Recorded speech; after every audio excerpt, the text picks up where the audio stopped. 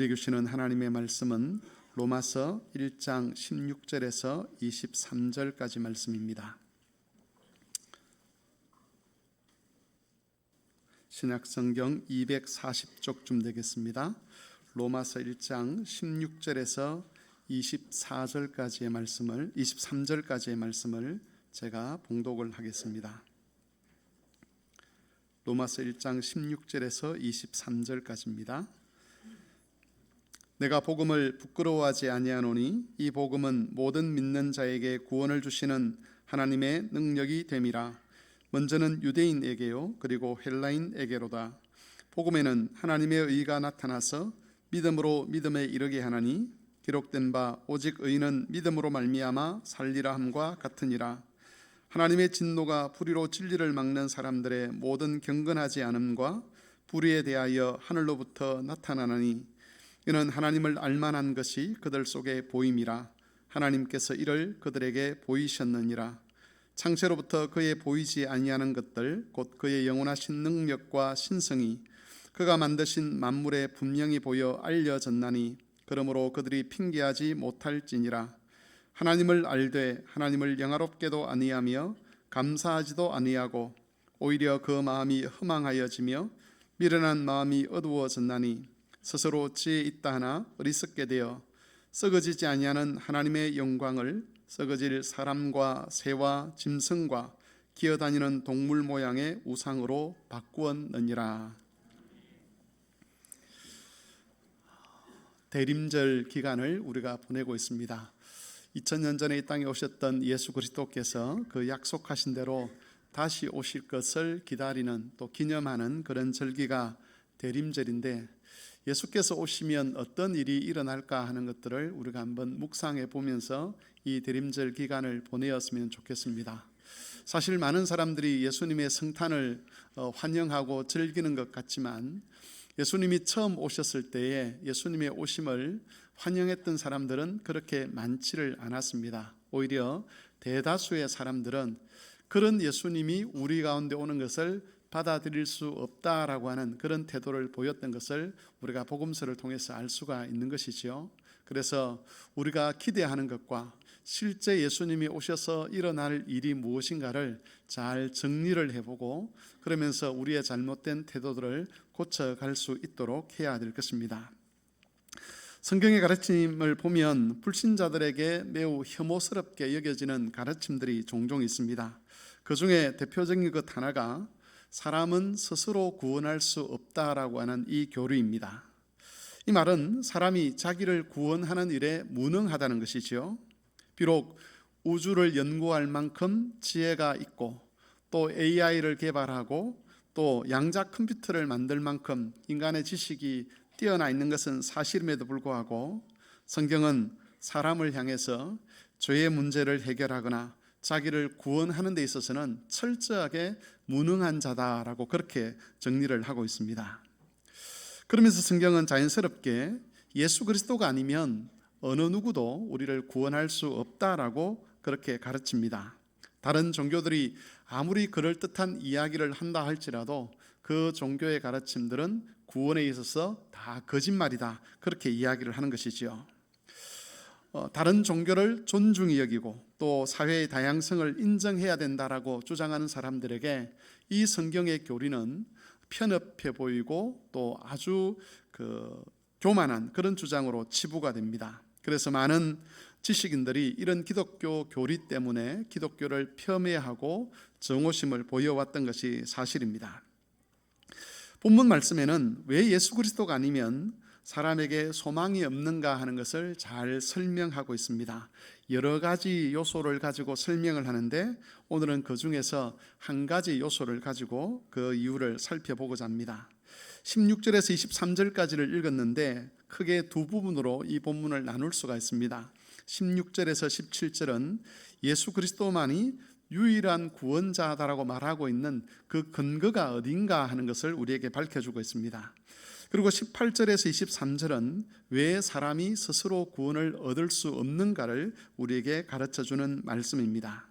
이 두 번째 부분 18절에서 23절에도 중요한 가르침들이 있는데 그 중에 가장 본질적인 것이 하나 있다면 그것은 21절에 있는 말씀, 그 생각이 허망해졌다는 이 말씀입니다.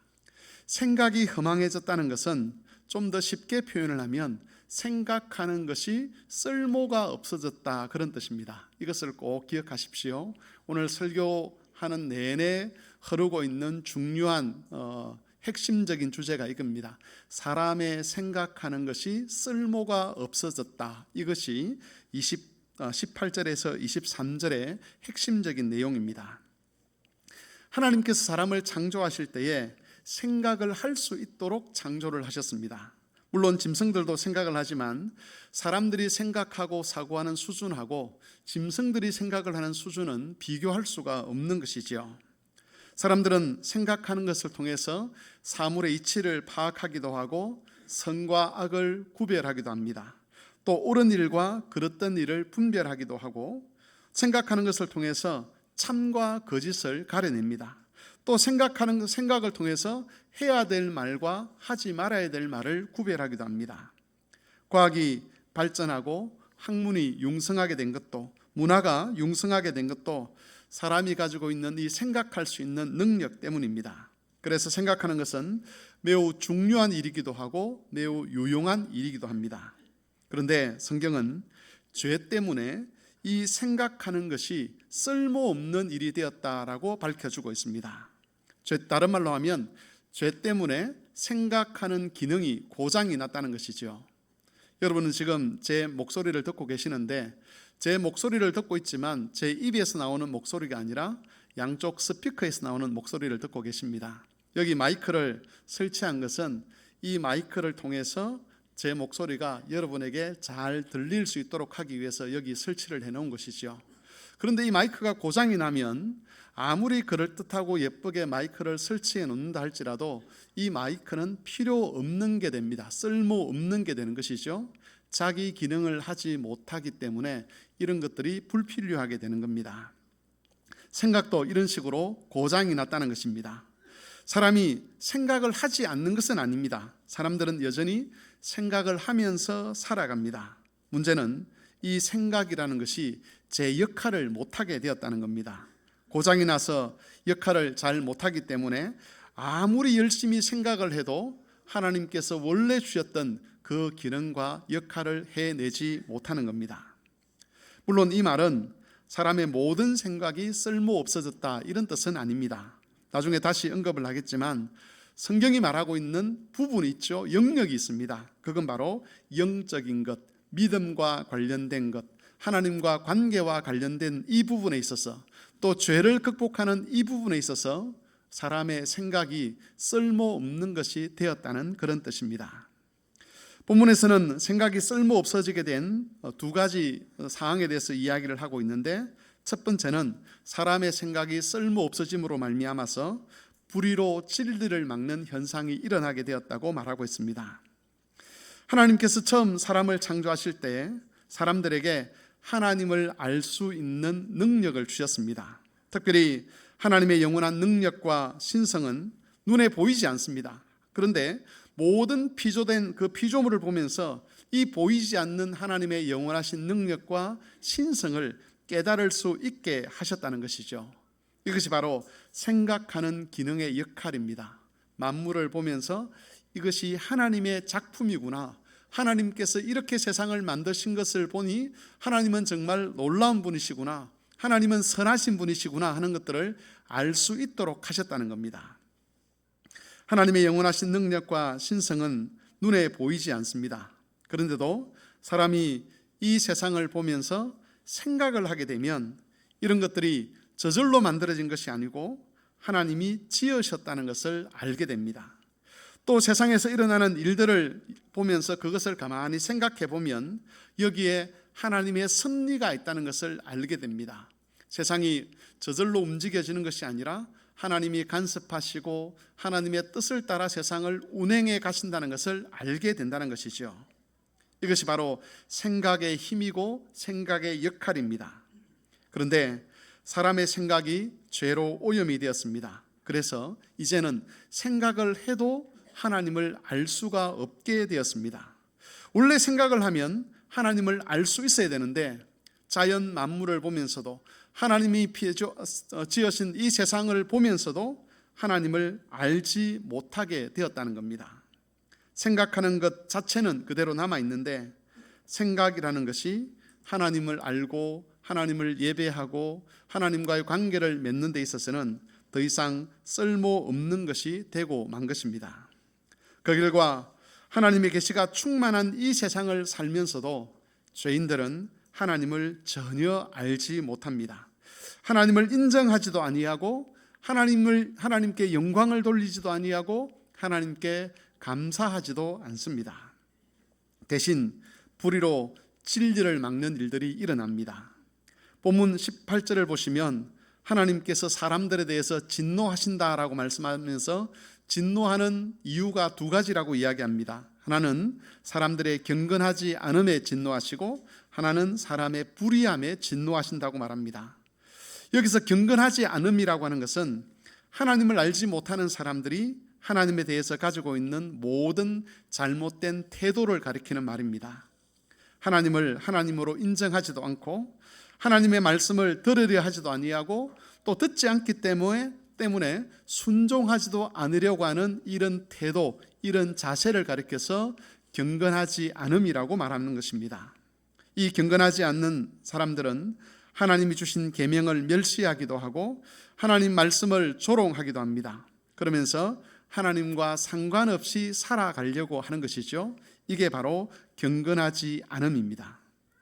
사람들이 불경건해지는 이유는 하나님을 알지 못하기 때문입니다. 원래는 자연 만물을 보고 이 세상을 보고 하나님이 살아계신 것을 깨달아야 되고 그렇게 깨달은 사람이 하나님을 향하여 경외하는 마음을 가지고 하나님을 섬겨야 되는데 하나님을 아는 기능 자체가 고장이 나버렸으니까 하나님을 알지 못하게 되고 하나님을 알지 못하니까 하나님에 대한 잘못된 태도, 불경건함이 나타나게 되는 것입니다. 불의함이라고 하는 것이 있는데 이것은 불경건한 태도에서 나오는 구체적인 모든 행동들을 가리킵니다. 하나님 말씀을 멸시하거나 관심이 없는 사람, 또 하나님 말씀에 순종하지 않는 사람이 행하는 모든 행동들, 그런 것들은 불의한 일이 되는 것이죠. 로마서 1장 24절 이하에 보면 사람들이 실제로 짓고 있는 죄의 여러 항목들이 기록되어 있습니다. 거기에는 동성애도 있고 살인도 있고 거짓말도 있고 음욕도 있고 여러 가지 악한 일들이 기록되어 있는데 그 악한 일들을 전체적으로 가리켜서 불의한 일이다라고 그렇게 표현을 하는 것이지요. 사람들은 불의한 일을 스스럼없이 행합니다. 하나님께 대한 태도가 잘못되었기 때문에 그 잘못된 태도에서 불의한 일들이 열매로 나타나는 겁니다. 그 사람들은 진리를 멸시하고 무력화시켜 버립니다. 이것이 바로 생각하는 기능이 고장남으로 말미암아서 나타나는 첫 번째 현상입니다. 불의로 진리를 막는 것이죠. 생각하는 기능이 고장남으로 말미암아 나타난 두 번째 결과는 어리석은 선택을 한다는 겁니다. 22절 이하에 있는 것처럼 사람은 자기가 지혜가 있다라고 생각을 합니다. 그래서 다른 사람의 말을 잘 듣지 않습니다. 특별히 하나님의 말씀을 진짜 듣지 않으려고 합니다. 이런 현상은 갑자기 생긴 것이 아니라 사실 아이가 태어날 때부터 우리는 그 조그만 아기 때부터 이 사람의 본성을 알 수가 있게 됩니다. 아이를 키워본 부모님들은 다 공감을 하실 것인데 아이들은 정말 부모님의 말을 잘 듣지 않습니다. 어렸을 때부터 자기 고집대로 하겠다고 우기는 아이들을 우리가 주변에서 늘 이렇게 볼 수 있습니다.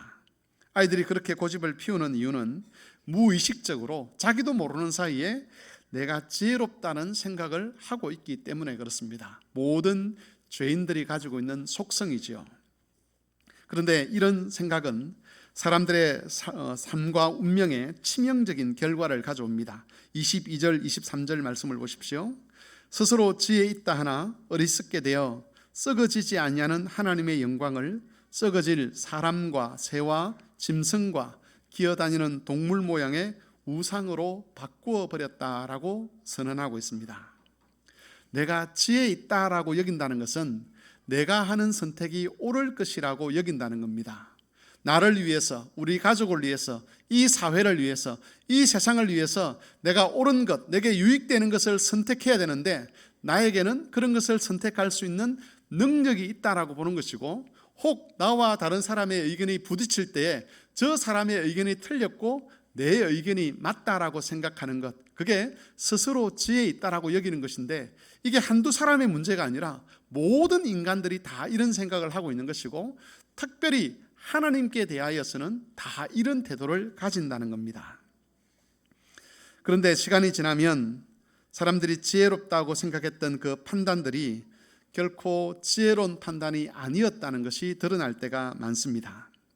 바울이 여기서 말하고 있는 가장 핵심적인 것은, 생각의 기능에 문제가 생긴 사람들은 썩어지지 아니하는 하나님의 영광을 썩어지게 될 사람이나 새나 짐승이나 기어다니는 동물 모양의 우상으로 바꾼다는 겁니다. 다시 말해서 하나님 아닌 것들을 하나님처럼 생각하고 그것을 자기 인생의 기준과 목표로 삼는다는 것이죠.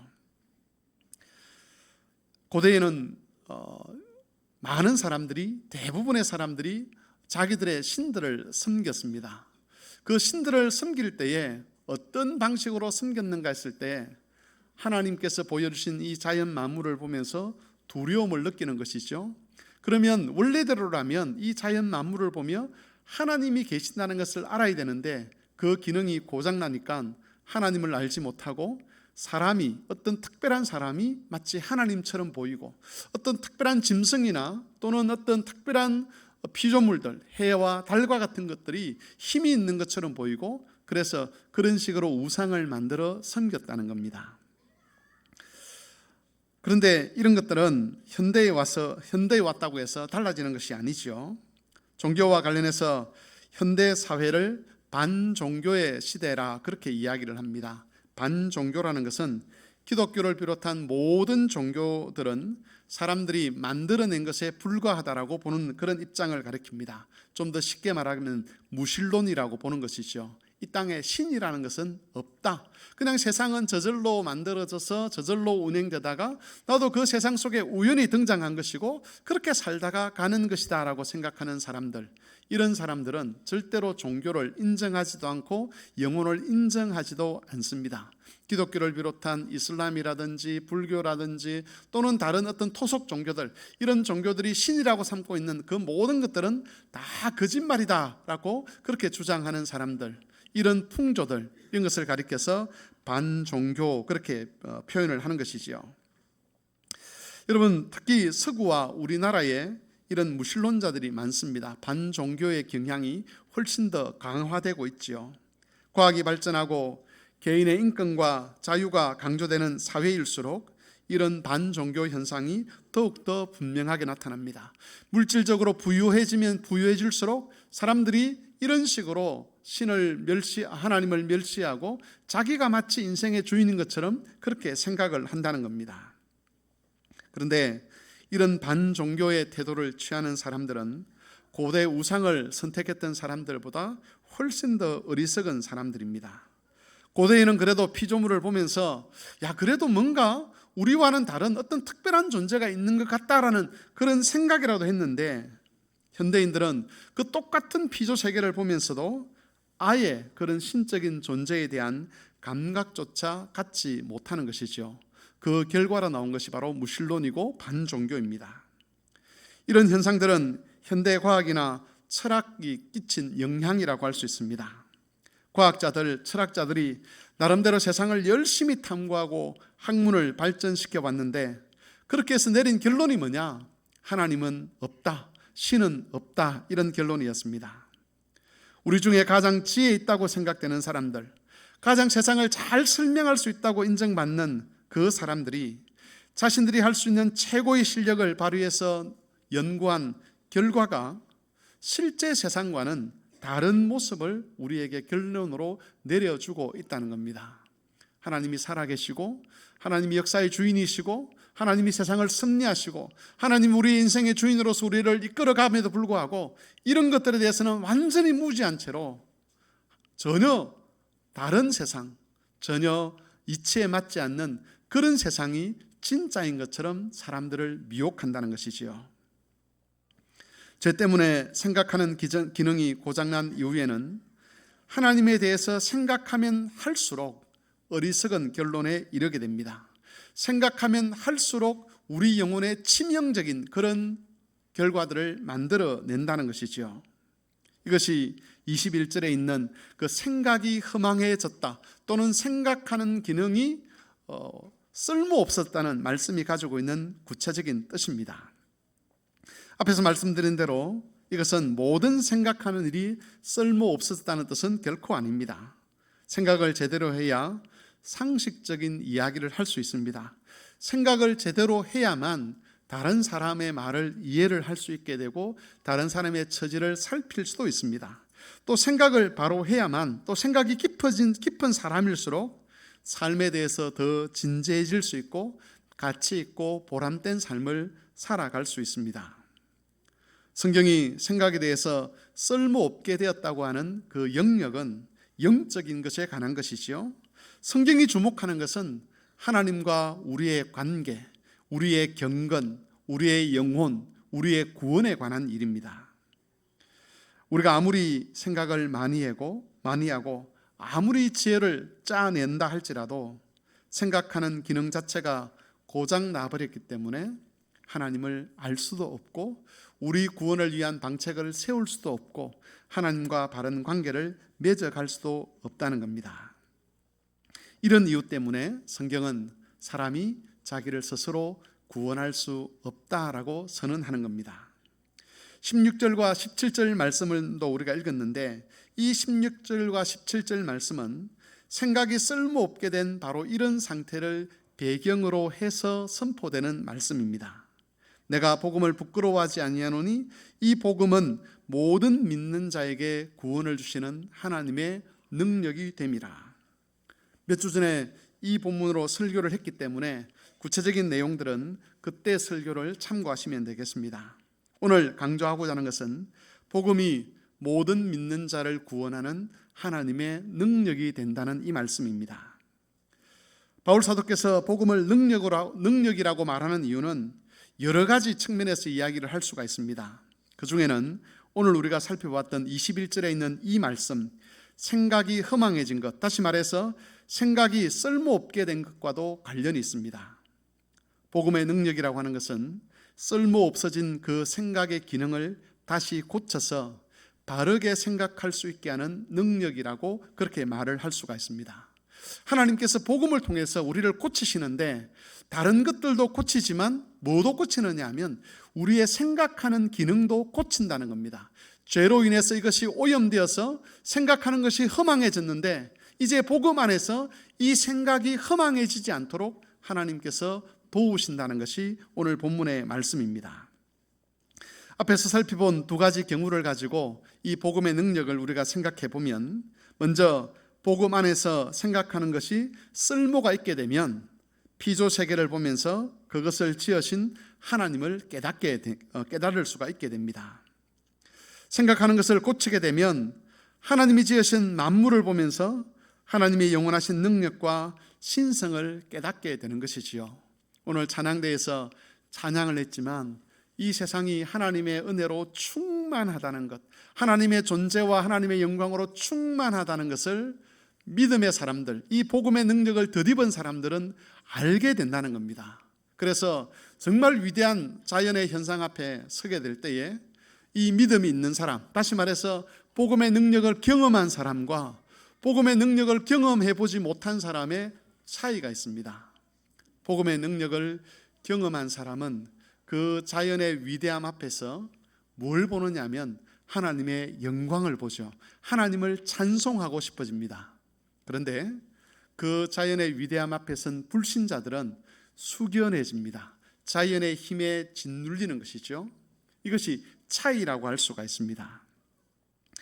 이전에는 생각을 해도 하나님의 능력이나 신성에 대해서 알지 못했지만은 복음의 능력 안에 있는 사람은 생각하는 기능이 회복되기 때문에 그것들을 깨닫게 됩니다. 그리고 하나님에 대한 이런 깨달음, 이런 지식은 하나님께 대한 바른 태도를 갖게 하죠. 앞에서 잘못된 태도를 불경건이다, 경건하지 않음이다라고 이야기했는데, 하나님께 대한 바른 태도, 이게 바로 경건입니다.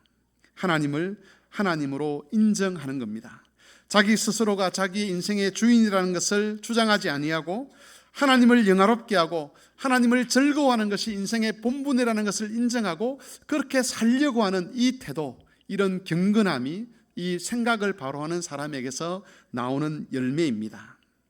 내 생명을 비롯해서 내가 가지고 있는 모든 것이 하나님께로부터 왔다는 것을 인정하고 이 모든 것을 주신 하나님께 감사하고 그 하나님께 영광을 돌리는 것, 하나님의 뜻에서 벗어난 모든 것을 미워하고 정오하고 불의함에서 벗어나 의롭게 살려고 하는 이런 경건한 태도를 가지게 되는 것입니다. 만일 어떤 사람이 믿음을 가졌다고 이야기하면서도 아직도 하나님이 온 세상의 창조주가 되신다는 것을 인정하지 못하고 있다면, 또 하나님을 영화롭게 하는 것과 하나님 말씀을 듣고 순종하는 것이 그 사람에게 즐거운 일이 되지 못한다면, 그것은 아직까지 그 사람의 생각이 고장난 상태로 남아있기 때문입니다. 생각하는 것이 여전히 죄로부터 지배를 받고 있는 그런 사람들은 하나님 되심을 인정하지도 아니하고 자신의 인생의 주권이 하나님께 있음을 인정하지도 아니하고 하나님을 즐거워하지도 아니하고 하나님을 기뻐할 수도 없고 하나님 말씀대로 살 수도 없는 것이지요. 그런데 생각하는 기능이 회복되게 되면 하나님을 알게 되고 그 하나님의 은혜와 사랑을 깨닫게 되고, 말씀을 통해서 그것을 안 사람은 하나님을 위하여 살고 싶어지게 되고 하나님을 사랑하게 되고 모든 것을 즐거움 가운데서 하나님과 관계를 맺고 싶어 하는 겁니다. 이게 바로 복음의 능력입니다. 우리는 이 복음의 능력을 하나님 앞에서 간구하며 살아야 합니다. 두 번째로, 복음의 능력으로 생각하는 것이 고쳐지게 되면 지혜로운 판단과 결정을 하게 됩니다. 앞에서 말씀드린 대로 생각하는 것이 고장이 나면 어리석은 것을 지혜로운 것으로 착각을 하게 됩니다. 그 당시에는 가장 탁월한 선택이었다고 여겼던 것이 시간이 지나면서 어리석은 판단으로 결론이 날 때가 많습니다. 그런데 복음의 능력으로 생각하는 것이 고쳐지게 되면 무엇이 지혜인지 무엇이 어리석은 판단인지가 구별이 되는 것이지요. 사실 우리는 매 순간마다 판단을 하고 선택을 해야 되는 상황에 직면합니다. 이번 주일에 예배에 참여할 것인가, 아니면 지금 긴급하다고 여기는 이 다른 일을, 즐겁다고 여기는 이 다른 일을 할 것인가 선택해야 될 상황에 직면할 때가 많습니다. 내 자녀들에게 내가 주고자 하는 이 도움을 줄 것이냐 아니면 중단할 것이냐, 이것도 선택을 해야 되죠. 내가 지금 하고 있는 이 일을 계속해 갈 것이냐 아니면 중단할 것이냐, 이 대학에 진학할 것이냐 아니면 저 대학에 진학할 것이냐, 어떻게 돈을 벌 것인가, 어떤 직장을 가질 것인가, 이런 선택을 해야 되는 상황들이 우리에게 많이 있습니다. 이런 갈등들이 있을 때에 어떤 것들은 하나님의 뜻이 명확하지 않는 것들도 있습니다. 또 어떤 것들은 하나님께서 우리에게 자유를 주실 때도 있지요. 그리고 어떤 것들은 하나님의 뜻이 분명한 것들도 있습니다. 그런데 하나님의 뜻이 아주 명확한 이런 것들, 그런 것들은 우리가 보기에는 지혜로운 일처럼 여겨지지 않는 경우들이 많습니다. 하나님의 뜻대로 하면 일이 잘 안 풀릴 것 같고, 우리 자녀들이 세상에서 성공하지 못할 것 같고, 하나님 말씀의 기준대로 하게 되면 미래가 불확실해질 것 같고, 다른 사람들보다 뒤처지거나 손해볼 것 같은 그런 느낌을 가질 때가 너무 많다는 겁니다. 우리의 생각이 허망한 상태라면 그런 갈등의 상황에서 하나님의 뜻을 버리고 자기에게 유리해 보이는 그것을 선택하게 될 겁니다. 하나님의 주권이나 은혜나 섭리나 약속을 믿지 못하는 것이죠. 반대로 만일 복음의 능력으로 우리의 생각이 정상적인 기능을 하게 된다면 그때는 판단이 달라지는 것이죠. 지금 내가 보기에, 지금 사람들이 말하기에 이게 더 좋아라고 하는 이것이 진짜가 아니라 하나님의 뜻대로 하는 것, 하나님의 말씀대로 하는 이것이 진짜 우리에게 복이 되고 우리에게 영광이 된다는 것을 생각을 바로 하는 사람은 알게 되고 그런 것을 선택하게 된다는 것입니다. 억지로 그렇게 하는 것이 아니라 즐겁게 진리를 따릅니다.